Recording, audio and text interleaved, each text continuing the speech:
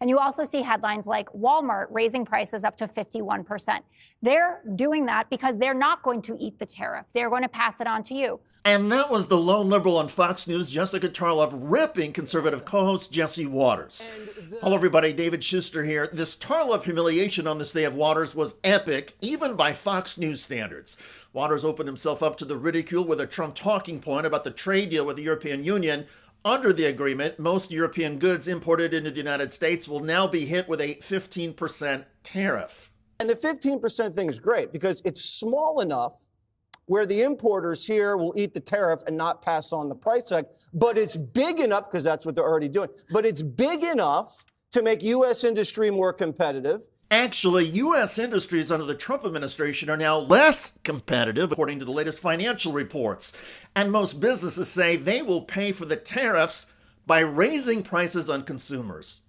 Every trade war that we are engaging in, Donald Trump brought that one up himself, except for China. China is the one that you really have an issue with, but we essentially had favored nations with the EU being about 1% import. So 15% is a lot more than 1%. And I rarely say that I wish somebody else would take my seat, at least for this segment, but I wish Charlie Gasparino was sitting here right now to explain to Jesse again how tariffs work, because it is a tax on the American consumer.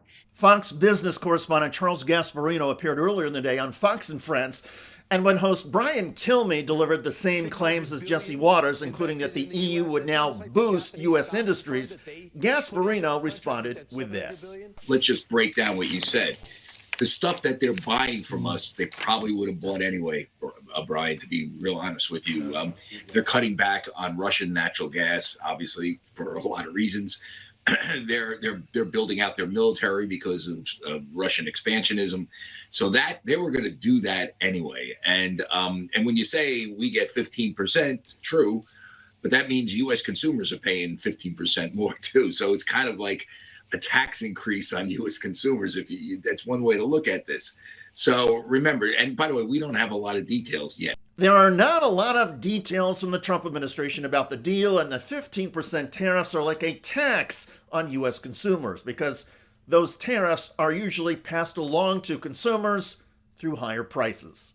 The American consumer knows that. That's why they don't rate Trump particularly highly on how to handle inflation, cost of living, tariffs, and trade wars. And what about the competitiveness or financial success these days of U.S. manufacturers and companies? Volkswagen, profits down $1.5 billion. GM, profits down $1 billion. Why is that? Because of these trade wars that Donald Trump created. Now, there is this $20 billion in revenue that's coming in, right? I've seen the headlines. I've seen the panicans backing off. But if it weren't going to be a clear line to raising your individual prices, why is Donald Trump and Josh Hawley now wants to get in on it, talking about rebate checks for the American public? We're thinking about a little rebate, but the big thing we want to do is pay down debt. We're thinking about a rebate because we have so much money coming in from tariff that's a little rebate for people of a certain income level might be very nice. They want another opportunity for Donald Trump to smack his signature, which has been all over the place as we've seen recently, Not on with an another AutoPen. rebate. That was a reference to Trump's signature on cards for Jeffrey Epstein, and then Greg Gutfeld trying to recover with a reference to Joe Biden. Jessica won that. Anyway, keep going. Not with an AutoPen, on rebate checks so that the American public won't hate him for the fact that he is raising their cost of living. And that is what is going on here. All right. It might also tamp down the outrage that some Americans are feeling about higher prices caused by the Trump tariffs. And that was the point Jessica Tarlov was making. Trump's tariffs are inflicting financial pain on American consumers. It's hurting Donald Trump politically, and Trump's approval numbers on the economy, trade, and everything else are now underwater.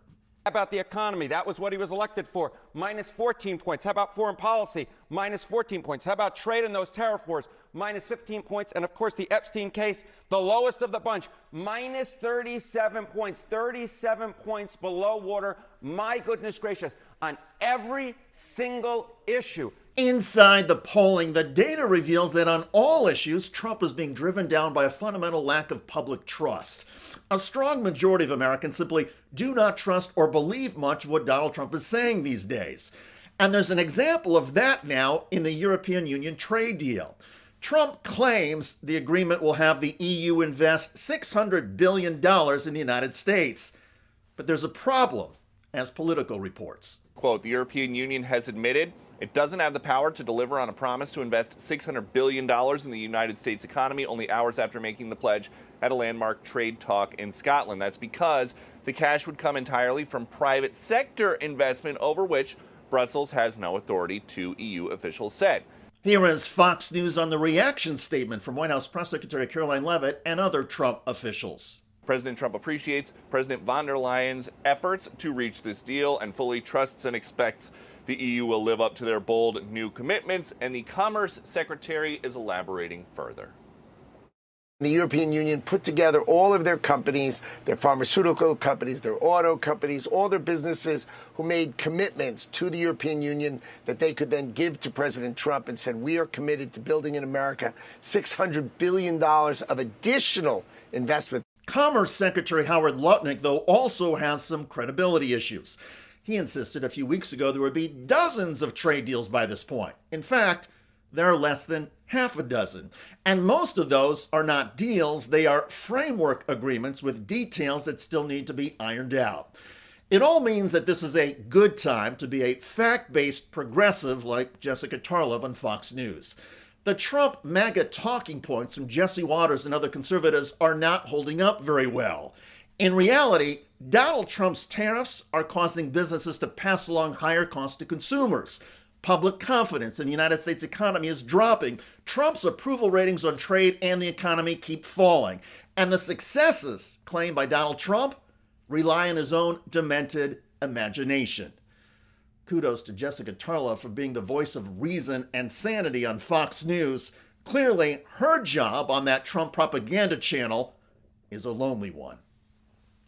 By the way, Donald Trump's latest remarks about the Jeffrey Epstein Island have horrified people across the political spectrum.